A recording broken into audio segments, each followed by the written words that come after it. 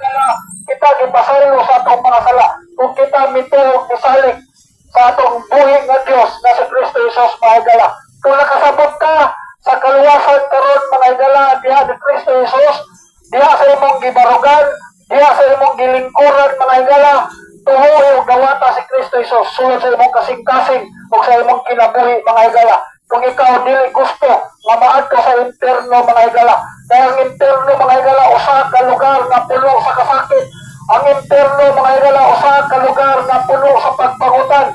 Hell is eternal damnation mga higala. Ang interno mga higala may walay katapusan na sentensya sa kasakit. Suluoy kayo ang tao sa maadto sa interno mga higala. Apan ang Dios dili siya gusto, dili siya buot nga ang tao maadto sa interno mga higala. Nga naman, tungod kay gihigugma niya ang tao. The Bible says in Romans 5:8, but God commended His love toward us, in that while we were yet sinners, Christ died for us. Apan gipasundayan sa Dios ang iyang gugma, samtang makasasala pa kita, si Kristo Jesus namatay tungod sa atong mga sala. Ingon anak kadako ang gugma sa atong Ginoong Dios na si Kristo Jesus. Gipakamatyan ta niya ngadto sa cross mga higala. O pinaagi sa iyang dugo mga higala, gipasaylo ta. Pinaagi sa dugo ni Kristo Jesus, gitubos ta mga higala sa atong mga kasalanan mga higala. Para mga higala na ang kaluwasan ala-alamang ni Kristo Jesus.